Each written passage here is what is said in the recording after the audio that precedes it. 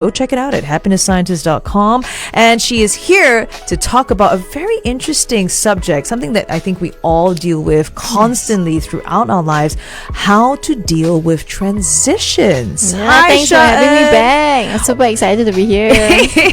So the topic is about dealing with transitions. Take us through, what kind of transitions might we encounter and why is it a tough situation for us? Yeah, wow, there's so many, caregiver transitions. I went through that last year. My dad was was a bit ill, and then suddenly I had to be a caregiver and manage all the appointments.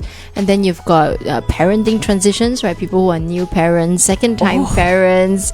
Even through the different stages of parenting is a transition. That is true. Right? And then we've got workplace transitions, a new role, new company, there's so many ways we could go through transitions, right? Yep. Between life and work. And I just think that the difficult part about transition is that we know that change is constant, but yet when we go through it, it's unfamiliar and uncertain. Bit of a rude shock. Yeah. And I think that makes it hard because we like to have control.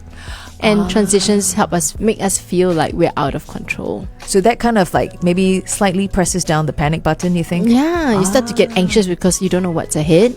And when you don't know what's ahead without that information, you start to think everything's going to go wrong. We have this programming inside us that's always scanning for a threat, right? And when we don't know what the threat is, it makes it even more scary. Yeah, why do we get that way? Oh my goodness. Okay, we're going to talk more about dealing with transitions on our Facebook Live. Come and join us. Actually, we're going to ask Sha-En in just a bit, is there a difference between expected transitions or unexpected transitions, So she's going to take us through all that and more. Head on over to our Facebook Live at facebook.com/1FM913.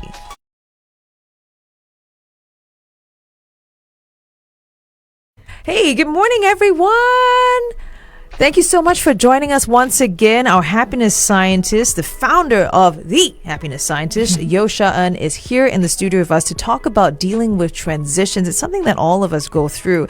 And my next question is, we already touched on, the kinds of transitions we experience and also why is it a tough situation. But now I want to ask, what about expected transitions? Some of we put ourselves in that position versus unexpected transitions. Is there a difference to them? I think there is a difference in a way with the expected ones is that you can have some preparation. So for example, another transition is moving overseas. Sometimes your partner gets posted or you decide to bring your kids overseas to study. You know what's going to happen. You know there's going to be a new place. You found the school, for example. Yeah. Maybe you've even had an orientation from the new company, blah, blah, blah. There's a lot of mental preparation and you maybe get the right gear that you need and everything. But when going there, the change is still unfamiliar. Sure. Right? For example, if you move all the way to Europe or US, which I did many, many years ago, we kind of thought okay, we're together, we can do it. But then, weather transitions. From Singapore, it was warm and suddenly, blizzard. And you totally don't know how to handle that. So sometimes expected is better in a way that you can mentally prepare, but you can't 100% account for everything. That's true. Where the unexpected element comes in. That's true, because sometimes things just don't go according to plan, right? Yeah. Even if you're dressed for the blizzard, it might be worse than expected. What are you going to do, right? Precisely, Just get out the snow. I think it's important just to remain adaptable and open. And it's perfectly okay, if you're going through a transition that you're not comfortable with it, and maybe there's some grieving, if you're changing a job and you've been in the same workplace for 10-15 years and suddenly you're in this new environment, you have to grieve what you have lost for some people, right? Or even as the kids go through their stages. I grieve when my elder daughter went from a 9-10-year-old to a total teen, it's where did that person go? And I think sometimes we don't give ourselves permission for these transitions to feel the difficulty of it. Could you talk a little bit about it? That's interesting. Permission to feel during the transitions. What would you say we are expected to just change clothes. Okay, it's fine. But actually there are all kinds of emotions that go through the difficult ones, right. Like uncertainty, loss of control, grieving, right. And then of course there's the excitement ones, this is new, I'm looking forward to it. And then there's some days where you're just confused, what am I doing? Did I just make the right choice? But we don't often give people time and space to either express or process, or permission to say transitions can be all kinds of feelings. Right. We just think oh wow, new job, got promoted, whoa, But I mean, promotion's great, but promotion comes with higher level of responsibility, which could also mean added stress. True. But true. sometimes we focus on like, the excitement of it, that we sometimes forget about the other emotions that come along. But sometimes it's hard, right, to have that kind of time or space, even if we want to grant ourselves that permission to, experience or feel what you're feeling during this transition. What do you recommend with that? I think it's great to talk to people around you who have your back. Okay. Then you can say, hey, I've got promoted, but you know what? It's like, I suddenly have these 3,000 responsibilities and I don't know most of it. Things like that. Sure. And allow someone to have a safe space to hold you. And if you can't, then, get it out of your system somehow, whether it's going for a walk, writing it down, putting in your coping mechanisms that you really need to activate during these times, rather than think, nah, it's fine, everybody does it, so I can too. Everyone's different. So I think if we can, if we know ourselves, we put in the right support structures, then the transition could be a bit easier to bear. So I feel like a key takeaway from this is about, spend some time to feel what you're feeling, and also a support structure. I definitely want to talk more about that as we head back on air. We're also going to ask Sha-En a couple more questions, especially how we can better deal with these transitions, because they would affect us, right? Emotionally, mentally, even physically. Would aiming for a better body also be sort of a transition of sorts, you think? Definitely. Yeah. I mean, there are people who decide once and for all that they want to be fitter and stronger, and it all looks good, those Instagram photos of like buff bodies, blah, blah, blah, blah. But the process of going through it can be incredibly difficult because you have a lot of habits to unprogram. That is true, and we definitely have to touch on that. We're going to head back on air right now, guys. Come and join us and hear more from Sha-En about dealing with transitions.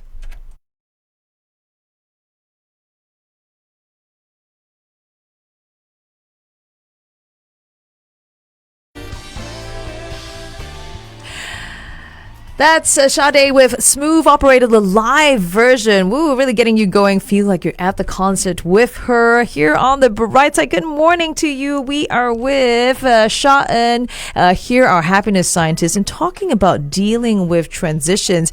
We talked a bit about it on our Facebook Live, and two key takeaways is one, give yourself permission to feel, give yourself time to feel what you're going through during that transition, and also teaches you how to start setting up your own unique support structure, what works for you through that transition. So that begs the question, how do these transitions kind of impact us mentally, emotionally, physically, and how can we deal with these transitions? Yeah, great question. Like mentally, there are all these new thoughts that come in. So for example, you're transitioning into a new role.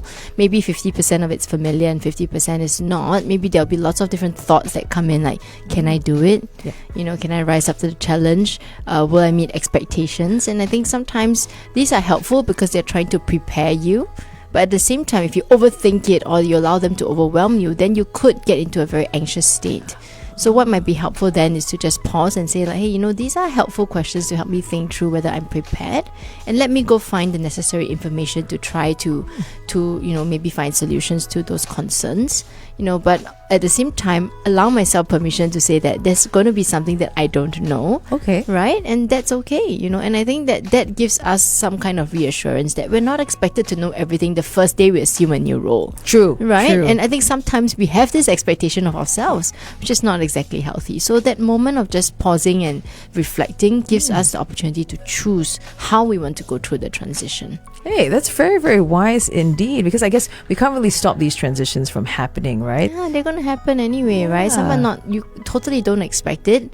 And even when you do, like we said earlier, it's not 100% you know everything. Correct. And even with the expected transitions, no matter how hard we plan for it, something might just, go off the plan, but it doesn't mean that it's the end of the world, right? Precisely, And then, emotionally, like I remember when I became a second-time mom, I told myself, like, cool, I'm going to be cool. I've done this before. But then now I've got...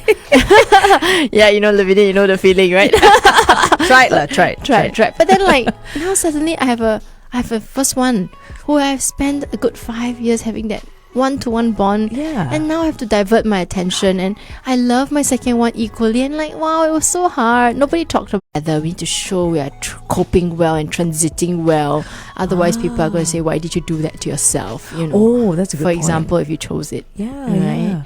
So, permission to be compassionate as well. Okay, I Yeah. like that. And Person who didn't know everything, didn't know better, was new to everything, but the person who has come through that now has learned great lessons and can say, yeah, I did that and I'm still learning.